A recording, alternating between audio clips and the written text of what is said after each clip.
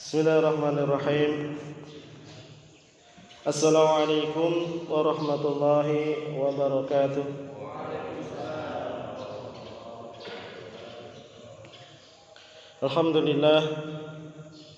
Alhamdulillah ala ni'matil imani wal islam wa huma min 'azami ni'ami wa kafa bihima min ni'mah.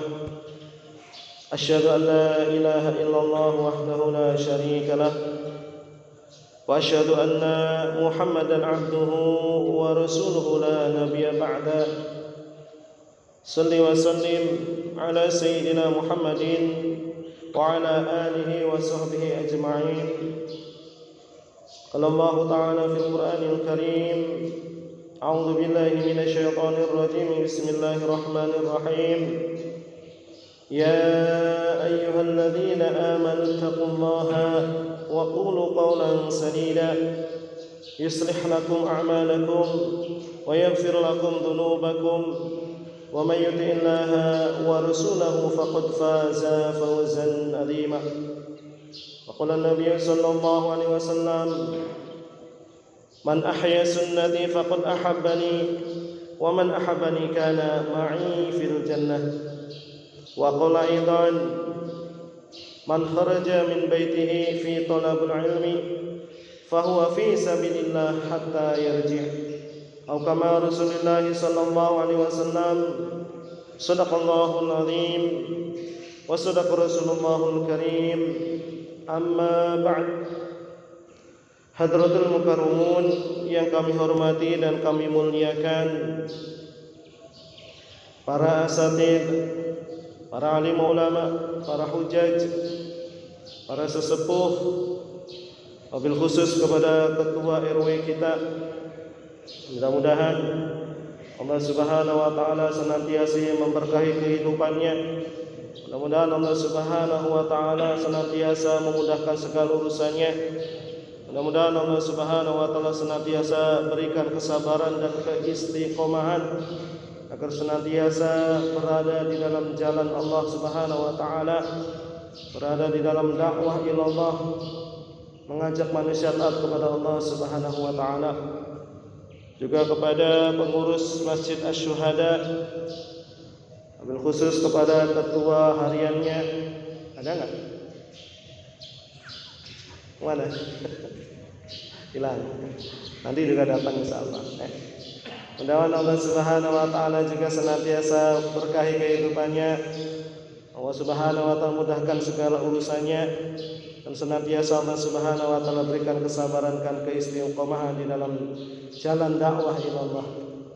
Dan tidak lupa kepada bapak-bapak, hadirin hadirat jamaah Masjid Asy-Syuhada yang dirahmati Allah Subhanahu wa taala. Tidak ada kata yang pantas yang patut kita sanjungkan kehadirat Allah Subhanahu wa taala pada kesempatan pagi hari ini kecuali rasa syukur kita kehadirat Allah Subhanahu wa taala atas semua karunia, atas semua kenikmatan, wujud daripada kasih sayang Allah Subhanahu wa taala kepada kita semua. Dengan begitu banyaknya kenikmatan-kenikmatan, begitu banyaknya kasih sayang Allah Subhanahu wa taala kepada kita semua, saking banyaknya kenikmatan yang Allah Subhanahu wa taala berikan kepada kita semua, apabila kita ingin menghitung semua nikmat-nikmat yang Allah Subhanahu wa taala berikan kepada kita, maka niscaya kita tidak akan pernah mampu untuk menghitungnya. Oleh karena itu Allah Subhanahu wa taala tidak pernah memerintahkan kepada hambanya untuk menghitung semua nikmat-nikmat yang diberikan oleh Allah Subhanahu wa taala. Allah hanya perintahkan kepada kita agar kita senantiasa bersyukur kepada Allah Subhanahu wa taala di mana saja, kapan saja, dengan siapa saja, dan dalam kondisi apa saja. Karena pada hakikatnya setiap yang terjadi pada diri kita, setiap yang ada dalam diri kita itu adalah untuk kebaikan kita semua. Allah Subhanahu wa taala Maha tahu, Allah Subhanahu wa taala Maha mengetahui yang terbaik buat hamba-hambanya. Dan di antara sekian banyak kenikmatan yang Allah Subhanahu wa taala berikan kepada kita semua, yang paling tinggi, yang paling agung adalah nikmat iman dan nikmat Islam. Dengan nikmat iman dan Islam inilah maka kita memiliki kekuatan untuk melaksanakan semua perintah-perintah Allah Subhanahu wa taala. Salah satunya yaitu melaksanakan ibadah salat subuh secara berjamaah. Dan alhamdulillah Allah Subhanahu wa taala berikan kekuatan kepada kita semua untuk kembali memperpanjang iktikaf kita, duduk dalam rangka untuk melaksanakan salah satu kewajiban kita, yaitu thalabul ilmi, yang sudah menjadi kewajiban kita semua sebagaimana yang disabdakan baginda Rasulullah sallallahu alaihi wasallam, thalabul ilmi fardhatun ala kulli muslimin. Bahwa sesungguhnya menuntut ilmu itu adalah kewajiban atas setiap orang Islam, baik laki-laki maupun perempuan. Dan tidak lupa salawat serta salam senantiasa tercurahkan kepada junjungan kita semua, yaitu baginda Nabi besar Muhammad sallallahu alaihi wasallam beserta keluarganya, para sahabatnya, para tabi'in, para tabi'ut tabi'in, hingga kepada kita semua umat akhir zaman yang insyaallah senantiasa istiqomah di dalam menjalankan semua perintah-perintah Allah Subhanahu wa taala. Bapak-bapak hadirin sekalian yang dirahmati Allah Subhanahu wa taala, pada kesempatan pagi hari ini sudah menjadi rutinitas bagi kita semua, yaitu jamaah Masjid Asy-Syuhada setiap hari Ahad pagi kita adakan kajian atau ta'lim. Dan pada kesempatan pagi hari ini disatukan dengan acara peringatan Khatmil Quran, Hataman Quran, yang sudah menjadi agenda bulanan daripada pengurus Masjid Asy-Syuhada. Dikarenakan kondisi masjid kita masih belum sempurna, masih terbatas,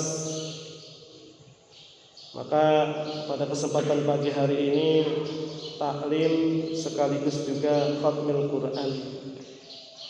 Dan alhamdulillah, mudah-mudahan Allah Subhanahu wa taala senantiasa istiqomahkan kita agar senantiasa bisa untuk membaca Al-Quran setiap hari, membaca Al-Quran setiap bulannya, meskipun kita tidak khatam satu Quran, minimal Allah Subhanahu wa taala mencatat kita sudah menghatamkan satu Quran dengan agenda bulanan kita, yaitu satu Quran kita bagi menjadi 30 orang. Akan tetapi bukan menjadi keterbatasan, karena jamaah Masjid Asy-Syuhada tentunya banyak. Maka kalau mungkin bagi bapak-bapak yang mungkin belum masuk di dalam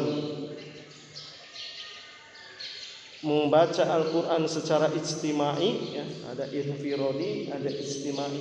Ya. Kalau infiradi kita membaca Al-Quran sendiri-sendiri. Nah, kalau yang agenda bulanan di masjid kita ini namanya ijtimai, berjamaah, dibagi-bagi 30 juz menjadi 30 orang. Ya, tentunya terbatas menjadi 30 orang. Mungkin ada yang belum masuk di dalamnya, maka bisa bikin grup lagi. Ya. Sudah ada belum? Belum ada. Boleh nanti mendaftarkan diri, nanti ke penanggung jawabnya yaitu Ustadz Farid, nanti akan dibentuk kembali grup yang kedua untuk pembacaan Al-Quran khususnya jamaah Masjid Asy-Syuhada, insyaallah ya. Mangga bapak-bapak silahkan mendaftarkan nomor HP-nya, WA-nya ya ke beliau ya, insyaallah, supaya kita bisa mendapatkan pahala membaca Al-Quran istimai. Karena kesibukan kita terkadang untuk urusan dunia sehingga kita terbatas untuk membaca atau mengaji. Padahal kalaupun seandainya kita mau jujur, kalau kita paksa, ada saja, entah itu waktu luang atau waktu-waktu kita senggang, entah itu di kantor, entah itu di rumah ya, atau ketika kita di masjid kita membaca minimal sehari 10 ayat atau 1 lembar saja, insya Allah sebenarnya ada. Cuma karena banyak gangguan, banyak godaan syaitan, tidak akan pernah ikhlas tidak akan pernah ridho, tidak akan memberikan kesempatan sedikit pun kepada kita agar kita senantiasa berada di dalam ketaatan kepada Allah Subhanahu wa taala. Maka ini salah satu solusinya, kita dibantu untuk mungkin sama-sama berjamaah ya, membaca Al-Qur'an secara istimaiyah insyaallah. Baik Bapak-bapak hadirin sekalian dirahmati Allah Subhanahu wa taala, pada kesempatan pagi hari ini kajian kita melanjutkan kajian beberapa hari yang atau beberapa bulan-bulan yang lalu ya. Dan pada kesempatan pagi hari ini tema kita adalah hakikat salat khusu wal khudu. Beberapa bulan yang lalu kita sudah membahas berkaitan dengan kajian hakikat daripada kalimat la ilaha illallah. Bulan kemarin kita sudah membahas berkaitan hakikat daripada Muhammadur Rasulullah sallallahu alaihi wasallam. Kalimat la ilaha illallah Muhammadur Rasulullah sallallahu alaihi wasallam ini adalah kalimat iman yang harus kita yakini, yang harus kita implementasikan dalam kehidupan sehari-harinya. Tidak cukup hanya kita mengetahui artinya saja, tidak cukup kita hanya mengetahui maknanya saja, akan tetapi juga kita harus tahu apa maksud daripada tujuan kalimat la ilaha illallah dan kalimat Muhammadur Rasulullah sallallahu alaihi wasallam. Kita harus paham karena ini berkaitan dengan perkara iman. Yakin yang benar kepada Allah Subhanahu wa taala. Dan beriman kepada Allah Subhanahu wa taala, yakin kepada Allah Subhanahu wa taala itu harus 100%, Pak. Enggak bisa kita beriman kepada Allah, yakin kepada Allah Subhanahu wa taala 99,999 0,0001% kita yakin kepada selain Allah, yakin kepada makhluk, yakin kepada kebendaan, maka Allah Subhanahu wa taala tidak akan menerima iman kita. Kenapa? Karena keyakinan kepada selain Allah Subhanahu wa taala ini adalah suatu kemusyrikan.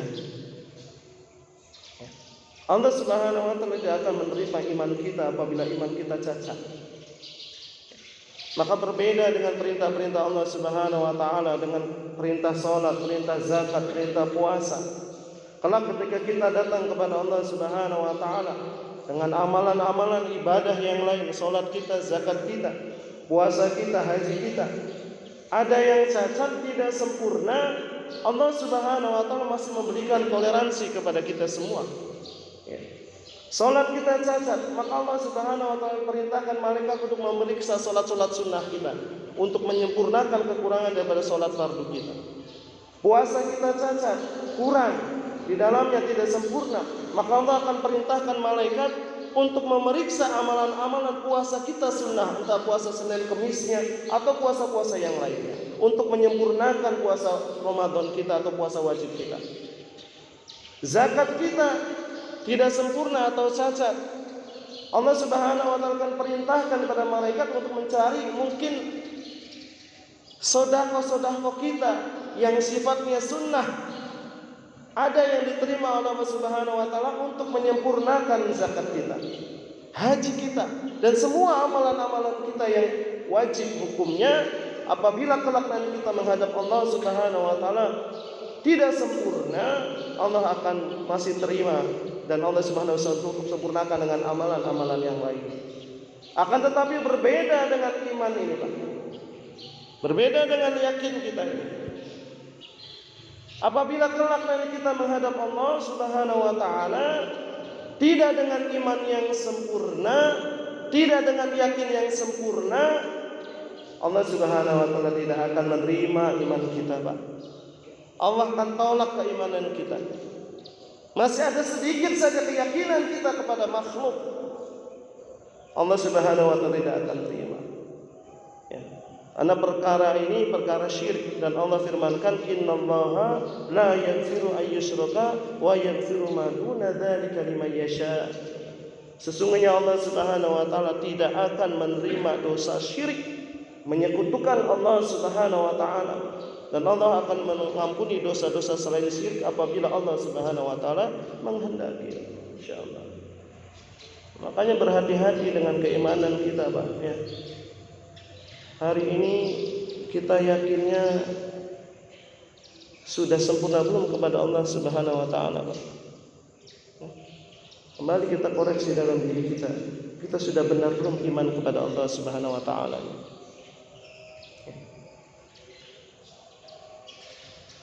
Terkadang kita itu masih yakin dengan keduniawian, masih yakin dengan harta kita, masih yakin dengan pangkat jabatan kita, masih yakin dengan kebendaan kita. Seolah-olah dengan pangkat jabatan, harta, kebendaan akan mampu menyelesaikan semua permasalahan hidup kita. Benar tidak? Selesai tidak, Pak? Orang yang punya pangkat jabatan, kalau ada masalah di dunia, kalau dia punya koneksi orang-orang atasan, pejabat-pejabat, selesai tidak masalah di dunia ini? Walaupun permasalahan itu berat, selesai nggak, Pak? Selesai kalau untuk dunia, benar tidak? Bagi yang memiliki harta yang banyak, terkadang hati kita ini masih cenderung yakin dengan harta kita, bahwa dengan harta kita selesai semua permasalahan dunia. Benar tidak? Ya benar memang. Akan tetapi, Pak, itu semua tidak akan kekal.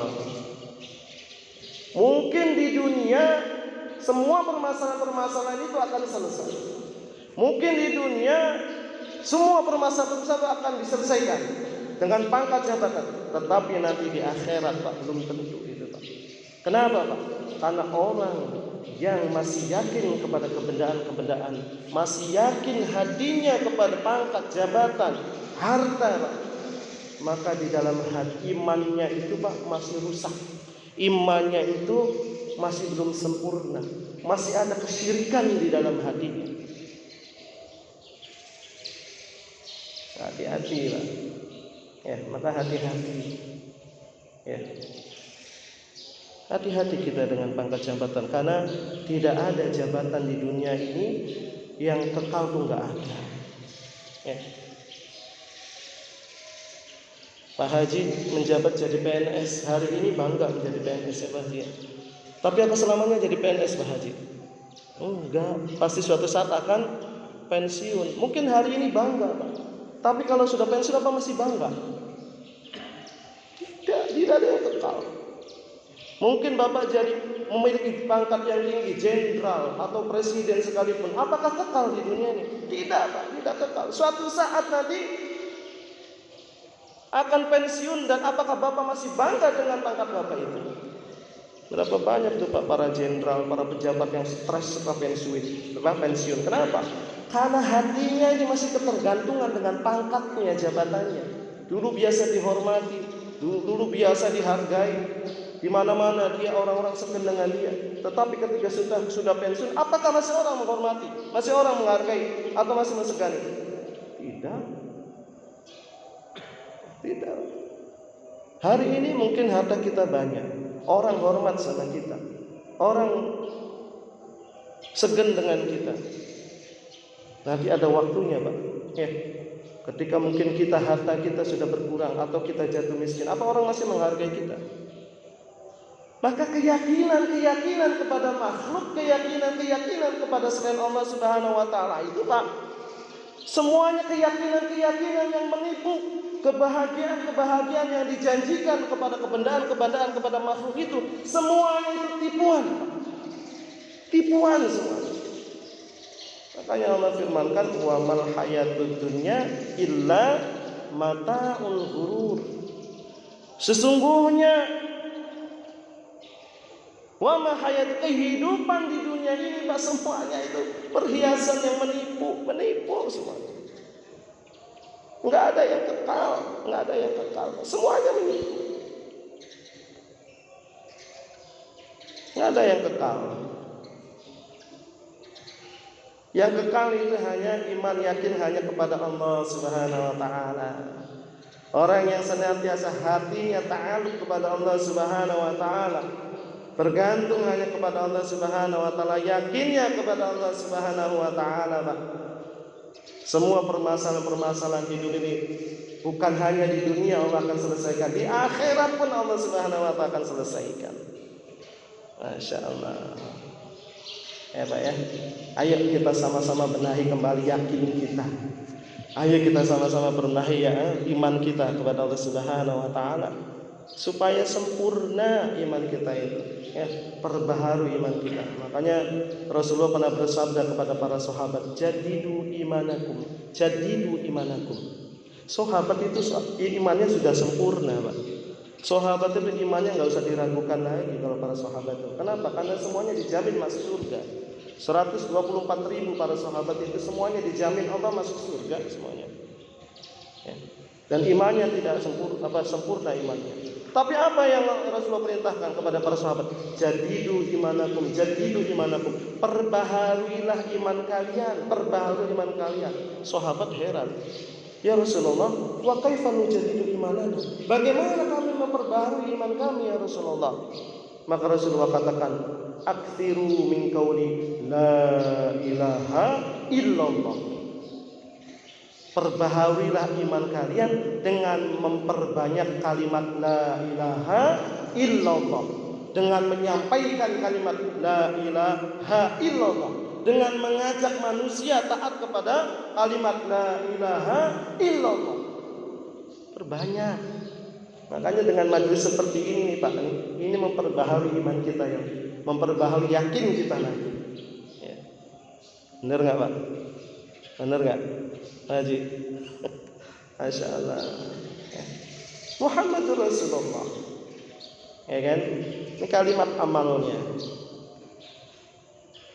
Juga harus kita tanamkan dalam kehidupan kita. Karena setiap orang yang beriman, kehidupannya pasti jalan hidupnya adalah jalan sunnah. Mencontoh kepada baginda Rasulullah Sallallahu Alaihi Wasallam. Hanya satu-satunya jalan yang akan bisa memberikan keselamatan di dunia dan akhirat hanya dengan ikut kepada baginda Rasulullah Sallallahu Alaihi Wasallam. Jalan-jalan yang lain itu tidak ada jaminan akan memberikan kita keselamatan, memberikan kesuksesan, memberikan kejayaan kita baik di dunia yang sementara maupun di akhirat yang kekal abad-abadan. Hanya satu-satunya jalan yang bisa menyelamatkan kita di dunia dan akhirat itu hanya dengan mengikuti sunnah baginda Rasulullah Sallallahu Alaihi Wasallam.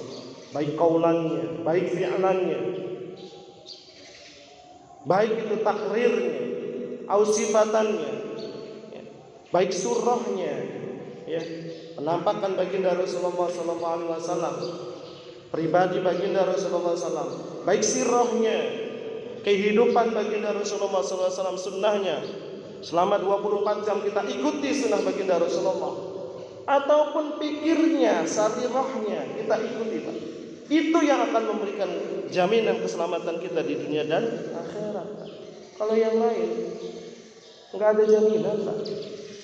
Agama ini diturunkan kepada kita melalui baginda Rasulullah Sallallahu Alaihi Wasallam. Maka orang yang paling paham dengan agama ini, orang yang paling mengerti dengan agama ini, orang yang paling tahu dengan agama ini hanya baginda Rasulullah. Kalau diibaratkan semua di dunia ini buta Pak, semuanya buta. Dan yang melek yang bisa melihat itu hanya baginda Rasulullah Sallallahu Alaihi Wasallam. Maka orang yang buta harus ikut kepada orang yang melek. Kalau orang buta ikut sama orang yang buta, kira-kira selamat nggak Pak? Selamat nggak? Nggak bakalan Pak. Ya. Orang buta ikut sama orang buta, nyasar, bisa-bisa kejebur jurang. Tapi kalau kita orang buta ikut dengan orang yang melek, selamat tidak? Selamat, karena dia yang melihat. Tahu kapan kita harus lurus, kapan kita belok, kapan kita ke kanan, ke kiri, kapan kita loncat. Ya, kenapa? Karena dia melihat.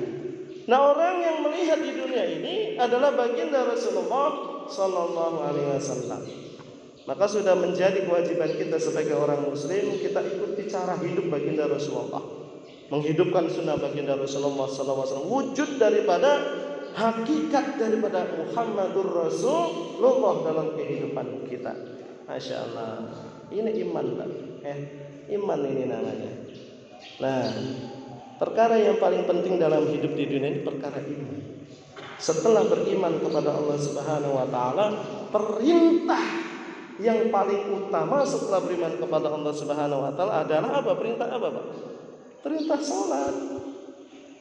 Ya. Perintah salat. Ya. Makanya Rasulullah menggembleng para sahabat, Pak. Perkara iman itu enggak mudah. Rasulullah menggembleng sahabat itu di Mekah selama 13 tahun, digembleng imannya. Berkorban waktu, tenaga, pikiran, harta, bahkan tidak sedikit nyawa yang melayang demi mempertahankan iman, pengorbanan iman. Ya, 13 tahun di Mekah. Maka diuji Allah Subhanahu wa taala, dites imannya apa? Suruh hijrah dari Mekah ke Madinah. Hijrah dari kota Mekah ke Madinah.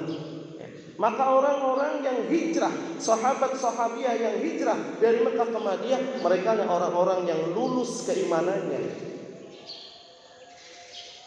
Digembleng baginda Rasulullah selama 10 tahun di Madinah. Sempurna imannya sahabat itu, Masya Allah. Barulah perintah-perintah itu muncul. Apa? Perintah sholat, perintah zakat, perintah puasa. Yang pertama kali yang digembleng itu apa? Iman. Ya. Hari ini kadang-kadang pendidikan kita kebalik.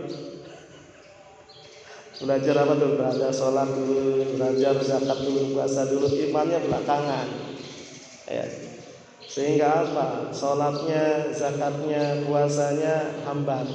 Kenapa? Karena imannya belum sempurna. Kalau sahabat itu iman dulu digembleng oleh Rasulullah itu. Ya.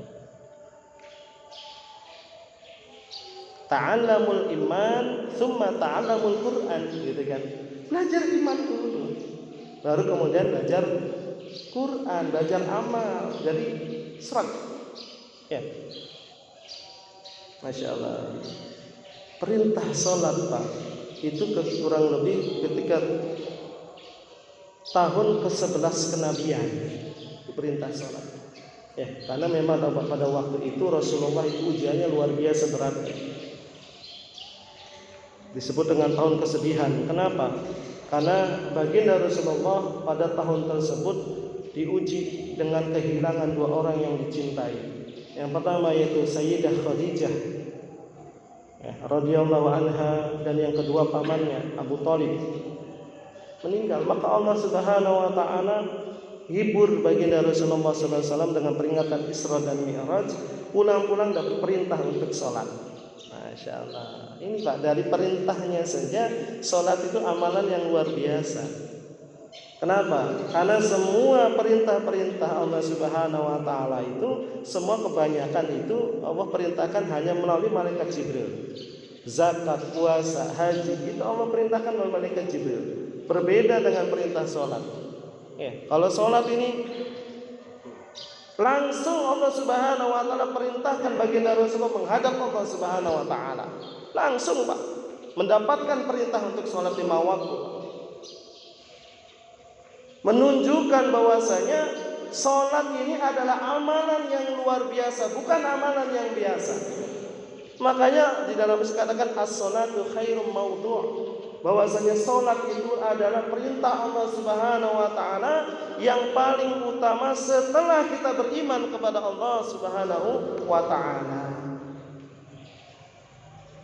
Lalu pertanyaannya, seperti apa sholatnya?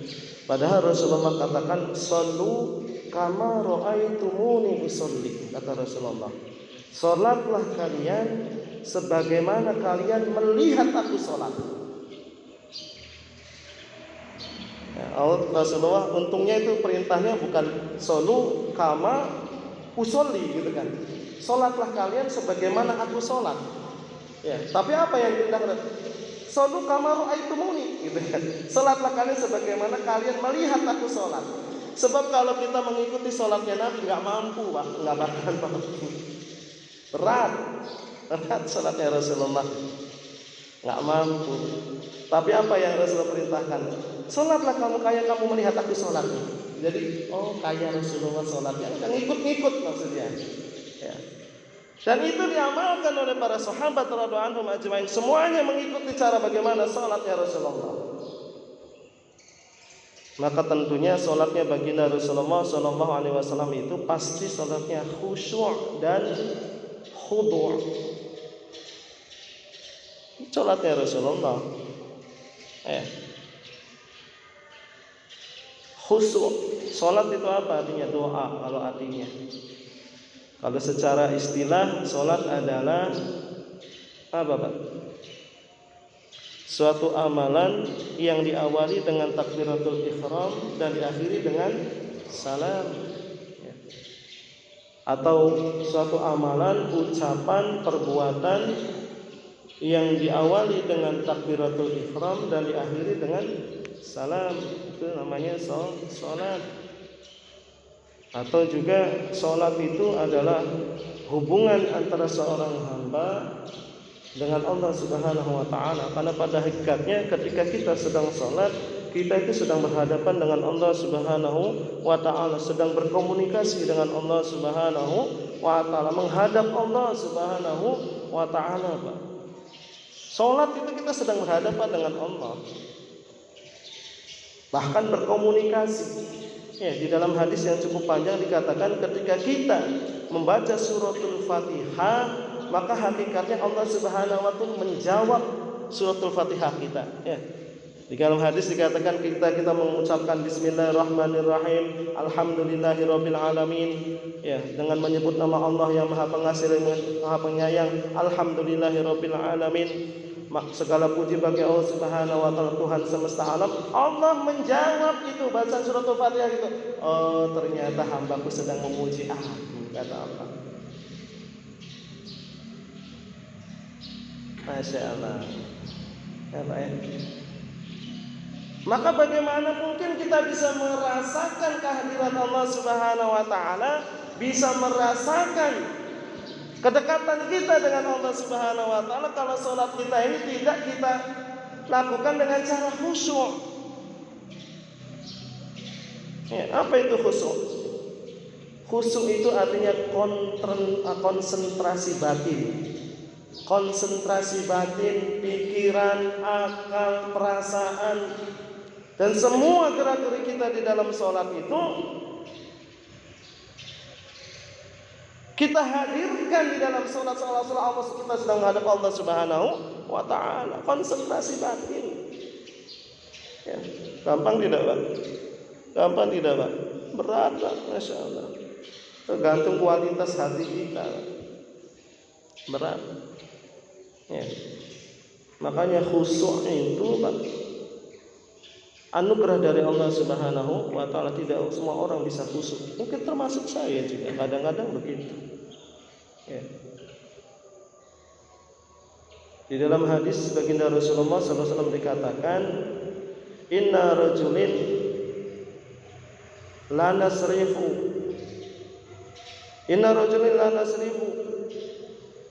illa ma kutiba lahu usuruha. Tidaklah seorang laki-laki ketika selesai daripada sholat, illa ma kataba, maka akan dicatat baginya pahala sholat tersebut 1/10, tusuha 1/9, thumunuha 1/8, subuha 1/7, 1/6, khumusuha 1/5, rubu'uha 1/4, thuluthuha 1/3, awalis ataupun setengah pahala daripada sholat tersebut. Masya Allah. Jadi setiap kita ini kalau sholat beda-beda pahalanya. Maka ulama katakan, kenapa kok bisa beda? Tergantung kualitas keikhlasan kita, tergantung kualitas daripada kekhusyuan kita Pak. Masya Allah. Maka tidak semua orang bisa khusyuk. Sama Pak, saya juga dengan bapak-bapak sama. Makanya berat khusyuk itu, tidak semua orang bisa. Tapi harus kita usahakan, harus kita latih. Khusyuk itu menghadirkan diri kita seolah-olah kita ini berhadapan dengan Allah Subhanahu wa ta'ala. Itu khusyuk.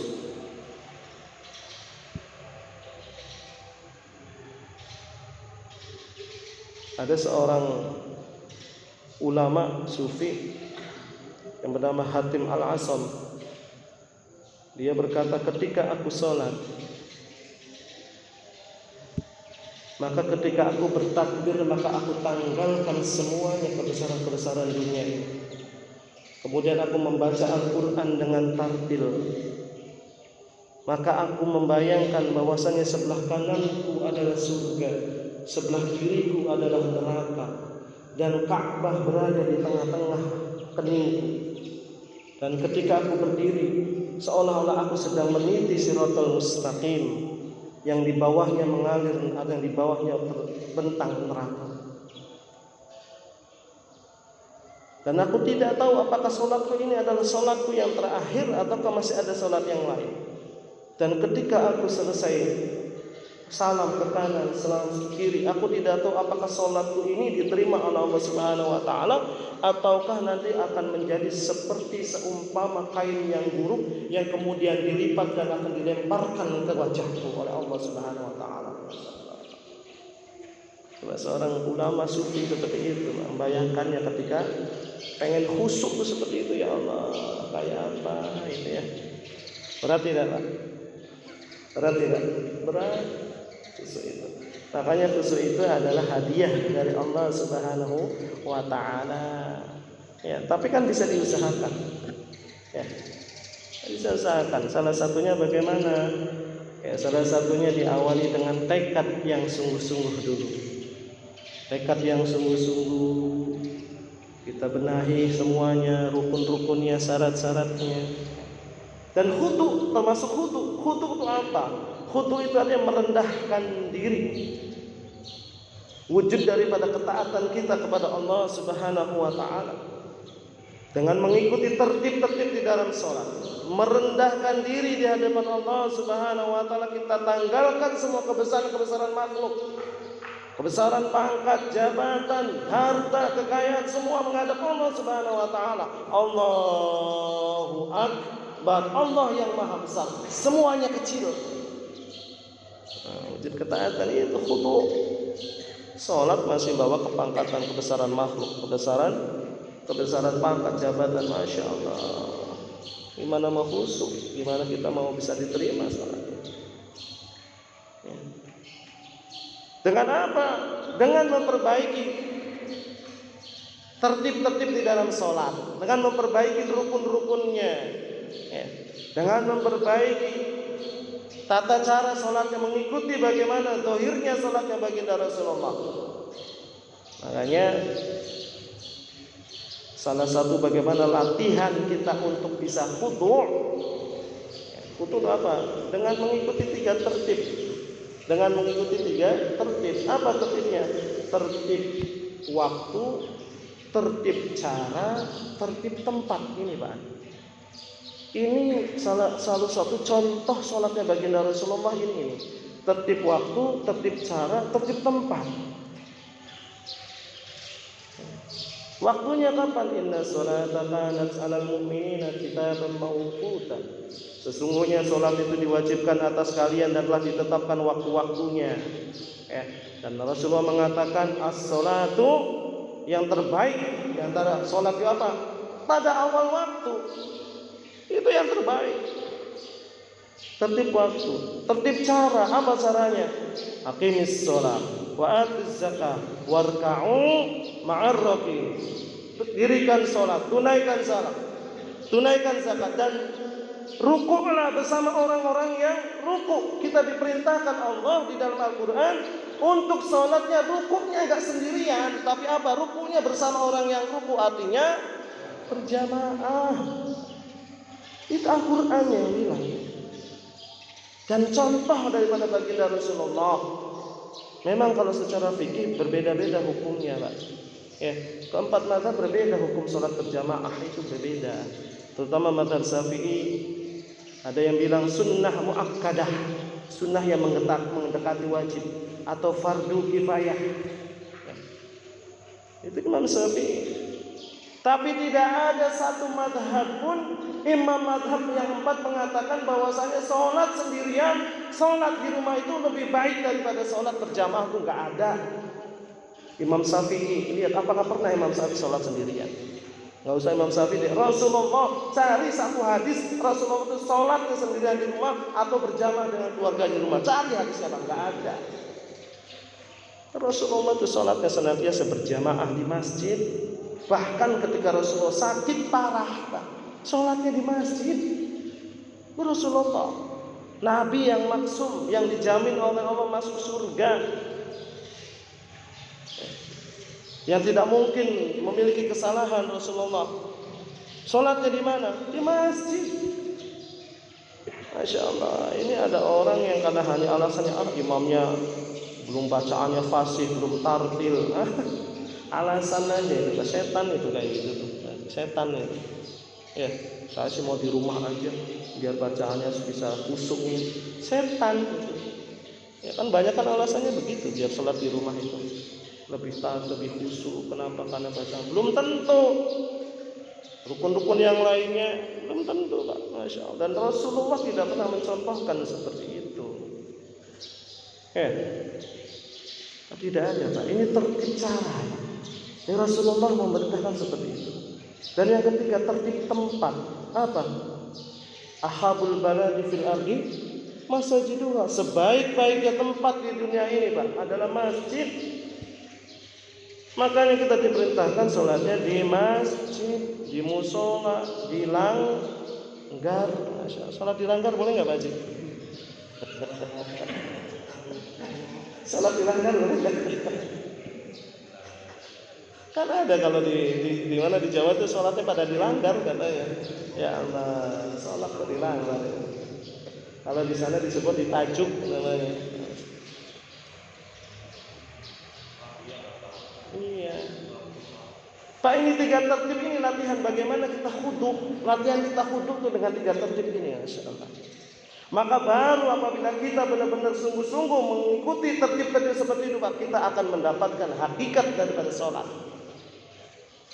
Apa hakikat sholat? Hakikat sholat apa, Ustaz Farid? Paham nggak sih kenapa sih Allah perintahkan kita sholat itu apa sih? Tujuannya apa sih Allah memerintahkan kita sholat itu? Ada 3, Pak. Ini hakikat sholat itu ada 3 sebenarnya. Dan semua sahabat ini memiliki hakikat daripada sholat itu. Yang pertama, inna sholata tanha anil fahsya'i wal munkar. Sholat, sesungguhnya sholat akan mencegah perbuatan keji dan munkar. Itu hakikat. Orang yang memiliki hakikat sholat atau sholatnya khudu wal khudu, ya, itu pasti dia akan mencegahnya dari perbuatan keji dan munkar, pasti itu. Jadi kalau ada orang yang masih saja berbuat keji, masih mungkar, berarti perlu diperbaiki sholatnya, Pak Haji. Perlu diperbaiki. Karena itu Allah yang berfirman, orang yang sholatnya khusyuk dan khudu pasti nggak mungkin dia maksiat. Pasti nggak mungkin maksiat. Sahabat ini tingkatan paling rendah. Ini tingkatan paling rendah hakikat sholat. Tingkatan kedua yang lebih tinggi apa? Dengan sholat maka akan bisa mendatangkan pertolongan Allah Subhanahu wa ta'ala. Yang pertama paling rendah apa? Dengan sholat akan mampu mencegah perbuatan keji dan munkar. Ada kisah di sahabat, ada kisah sahabat. Siang harinya dia suka mencuri, tapi sholatnya itu dia suka di masjid berjamaah. Ada sahabat melaporkan sahabat yang mencuri itu. Ketika selesai sholat, ngomong sama Rasulullah, ya Rasulullah, itu laki-laki yang baru keluar tadi itu pencuri, itu tukang nyolong. Nyolong kalau di tingkatan rendah pencuri kan, kalau di tingkatan tinggi pejabat namanya apa, Pak Wajib? Namanya kan korupsi. Korupsi kan nyolong juga sama ya. Rasulullah, ini orang tukang nyolong, tukang mencuri. Rasulullah tanya, apakah dia menjaga sholatnya? Apakah dia masih sholat? Iya, dia tetap sholat ya Rasulullah. Apa yang dikatakan Rasulullah? Kalau begitu sebentar lagi sholatnya akan mencegahnya dari mencuri. Masya Allah.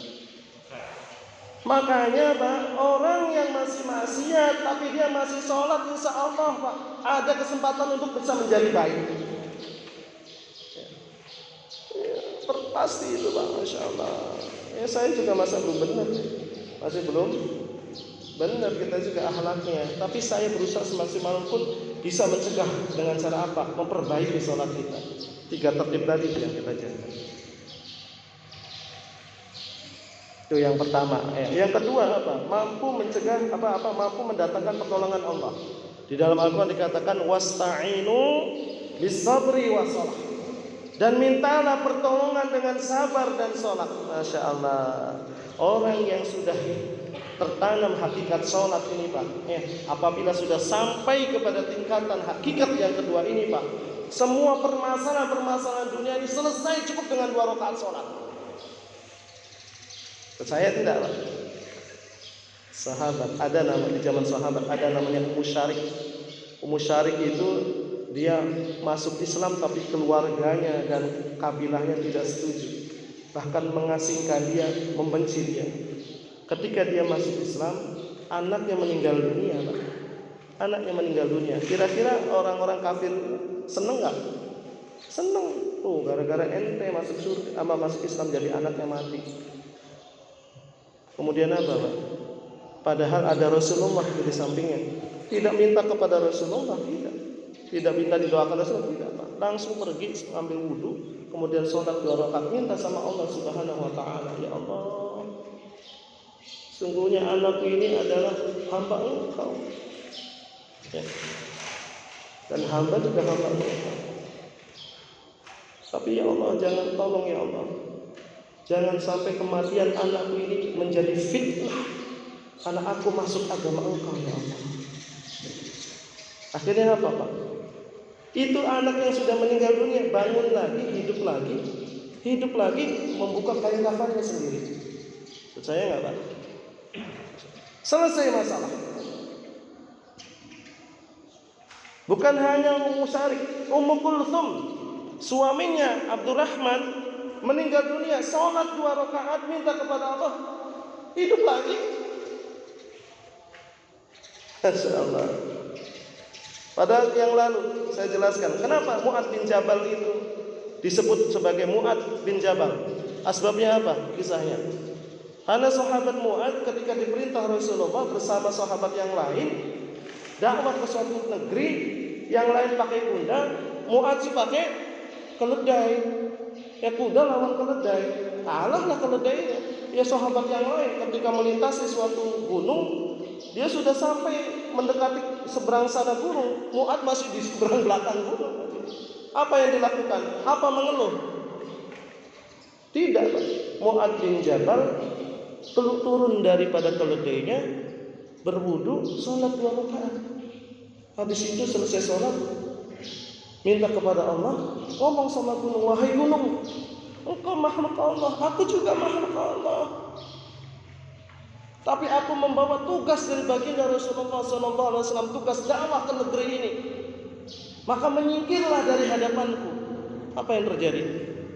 Gunung terbelah jadi 2. Gunung itu membelah jadi 2. Maka sahabat berkata apa? Naik lagi keledai, nyantai aja, lewat di tengah-tengah gunung. Yang lainnya muter lewat sini, dia ketemu nggak Pak?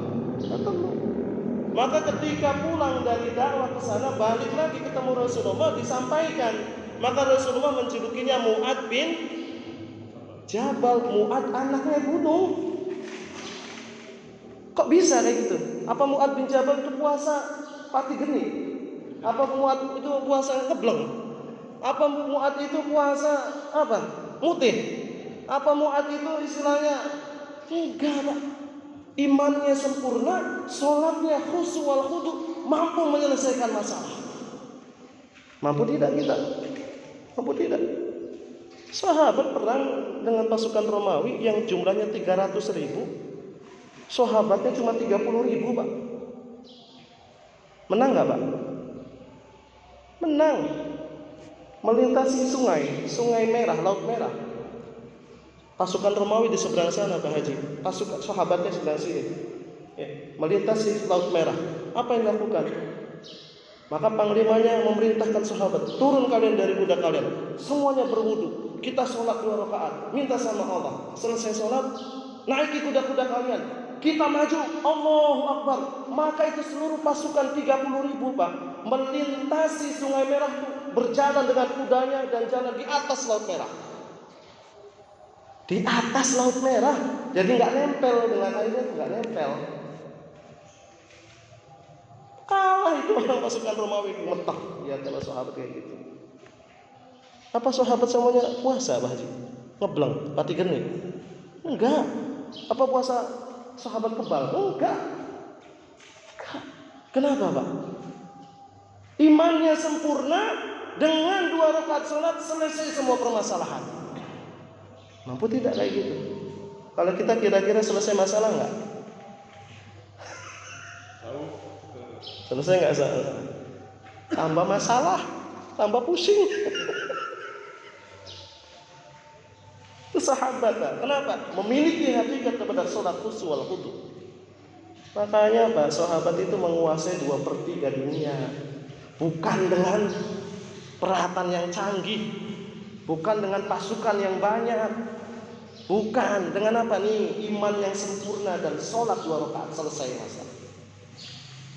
Bahkan di zaman tabi'in, ya, ada namanya Abu Muslim, ya, Abu Muslim Al-Khuwailani, ketika sedang melakukan perjalanan menuju ke Yaman, Pak, ontanya mati.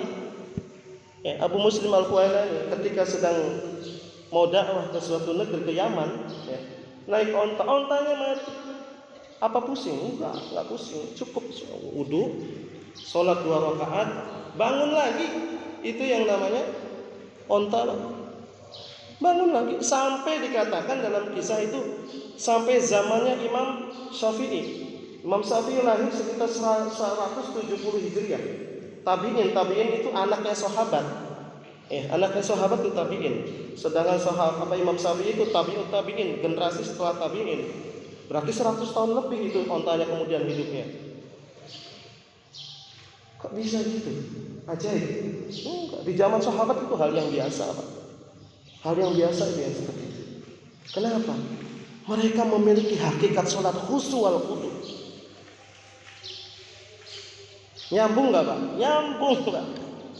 Imannya itu nyambung dengan sholatnya, connect. Akhirnya Allah selesaikan semua perasaan. Allah turunkan nusratullah. Dunia tunduk, Pak. Imperium Romawi dan Persia itu tunduk di kaki para sahabat. Orang-orang Romawi itu dulu gemeter kalau dengar nama sahabat itu gemeter. Kenapa? Ini bukan manusia. Ya. Orang-orang Yahudi itu nggak berani melawan orang-orang Muslim. Kenapa? Karena yang kami hadapi itu bukan manusia, bukan mereka. Yang kami hadapi Tuhan mereka. Ya, makanya orang-orang Yahudi itu ketakutan di zaman para sahabat. Emang dulu zaman Umar bin Khattab Palestina itu diambil dengan perang? Tidak. Sahabat Umar datang dikasih kuncinya, ini udah, kamu nggak bakalan mampu melawan kamu. Sekarang sampai seluruh Muslim seluruh dunia nggak ada yang bisa ngambil Palestina itu. Baji, kenapa Baji? Ini ya Pak, sholatnya belum sempurna. Benar tidak? Dan hakikat sholat yang paling tinggi apa? Sudah tidak terkesan dengan suasana dan keadaan. Sudah tidak terkesan dengan selain Allah Subhanahu wa ta'ala. Itu hakikat sholat khusyuk wal khudu paling tinggi itu. Ya, sudah ingatnya hanya kepada Allah dalam situasi apapun, kapanpun, dimanapun. Yang dia ingat, yang dia tahu hanya Allah, kebesaran Allah. Tuh hakikat sholat khusyuk wal khudu, Pak. Maka orang yang sholatnya khusyuk khudu, hakikat itu pasti akan tertanam dalam dirinya. Tertanam dalam dirinya juga pasti. Jadi kalau dirinci, Pak, bagaimana nih untuk mendapatkan hakikat sholat khusyuk wal khudu? Ketiga hakikat sholat khusyuk wal khudu tadi itu, ya, kalau diringkus apa hakikat sholat khusyuk wal khudu? Membawa sifat ketaatan kepada Allah di dalam sholat ke dalam kehidupan sehari-hari kita. Itu hakikat sholat. Ya, paham tidak, Pak? Di dalam sholat kita takbir Allahu Akbar. Allah Maha Besar. Artinya apa? Selain Allah itu kecil. Tanggalkan semua kebesaran makhluk. Ya. Itu di dalam sholat. Di luar sholat sama. Kita senantiasa mengagungkan Allah Subhanahu wa Ta'ala dalam setiap saat dan keadaan. Di dalam sholat kita tundukkan pandangan. Di luar sholat tundukkan pandangan. Jangan lihat sesuatu yang tidak hak. Di dalam sholat kita membaca Al-Quran. Di luar sholat banyak baca Al-Quran. Di dalam sholat kita membaca takbir, tasbih, tahmid, tahlil, sholawat kepada baginda Rasulullah. Di luar sholat perbanyak itu zikir kepada Allah Subhanahu wa Ta'ala. Di dalam sholat kita berpuasa. Mana ada sholat makan? Sholat kalau makan batal sholatnya. Perbanyak puasa tuh. Di luar sholat juga sama.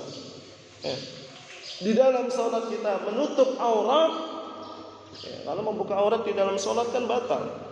Maka di luar sholat pun kita harus menutup aurat, baik laki-laki maupun perempuan, kita tutup aurat.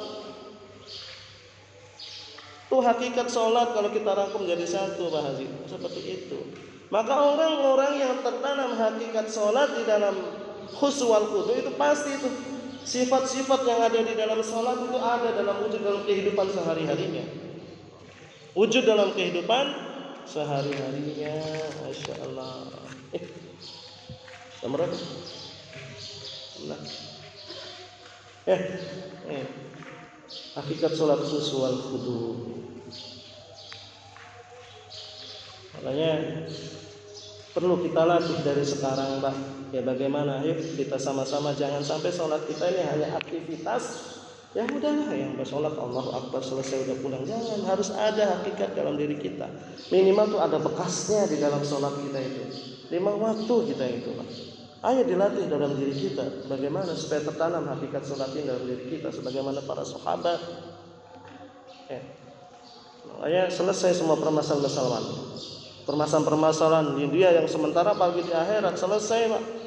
Allah, Pak, menilai seorang hamba itu cukup dari sholatnya. Makanya di dalam hadis dikatakan awwalu ma yuhasabu bihi abdun yaumal qiyamah as-shalah. Pertama nanti yang dihisab oleh Allah Subhanahu wa Ta'ala di yaumil qiyamah, pertama itu salat, Pak. Jadi di sana tuh hisab itu, Pak, ada tingkatannya. Ya, yang pertama itu sebelum dihisab ditanya satu-satu semua amal perbuatannya, Pak. Ya, ditanya dulu satu-satu orang beriman tuh. Maju misalnya. Ustaz Fariduddin, maju saya. Dites dulu sebelum nanti ada pemeriksaan lagi yang kedua, ditanya lagi. Pertama itu. Jadi 2 kali pertanyaan itu. Gimana kamu sholat di dunia? Wah, sholatnya berjamaah di masjid tepat waktu, ya Allah. Sholat khusyuk wal khudu. Idza sholaha sa'iru amalihi, kalau berarti amalan kamu baik, sholatnya benar sesuai, maka pasti amalan kamu yang lain pasti baik. Faidah fasadat, tapi kalau sampai sholatnya rusak, fasadat sa'iru amalihi, maka amal yang lain pasti rusak, pasti salah. Itu Allah menilai hamba itu dari situ, dari sholatnya, Pak. Makanya kalau orang, bagaimana sholat kamu waktu di dunia? Sholat saya insya Allah tertib ya Allah sudah. Allah. Oh ya udah, masuk surga saya. Masuk surga? Nggak usah ditanya lagi. Kenapa? Udah pasti benar, amalan lainnya udah pasti. Nggak usah tanya. Oh, jadi mau balik. Kamu kerja di mana? Ya. Terus gimana kamu selama kerja? Bagaimana hak anak istri kamu? Bagaimana hak tetangga kamu? Bagaimana sudah kamu? Itu masya Allah, pertanyaan itu nggak selesai. Ya, semakin banyak hartanya, semakin banyak pertanyaan. Setiap genteng rumah bapak itu akan ditanya oleh Allah itu hak-hak genteng itu, Pak. Ada berapa genteng? Ada berapa lantai? Ada berapa itu hak itu? Semakin banyak hartanya, semakin lama pertanyaannya, masya Allah. Makanya kalau yang nggak punya harta banyak kayak saya ini, sedikit pertanyaannya Stadiwan. Ya, itu sama manfaatnya. Kamu ini kok kerjanya apa? Nggak ada banyak kerjaan ya Allah. Ada. Nggak banyak pertanyaannya. Ustaz Iwan banyak pertanyaannya. Teh tariknya ada berapa setiap hari kamu hasilkan? Ditunaikan tidak? baru ya. Tapi kalau digunakan untuk di jalan Allah, digunakan ketaatan kepada Allah, semuanya justru akan berlipat ganda. Ya Allah. Kayak Pak RW kita ini. Pak RW ya. Masya Allah. Warung punya dipakai buat musyawarah itu ya Allah. Ya itu kalau hitung-hitungan ya rugi itu Pak RW. Nah, cuma saya nyesel kemarin itu. Kenapa? Cuma ngambilnya itu doang, minuman itu sama makanan burger, rugi saya kemarin itu. Kenapa nggak ngambil banyak?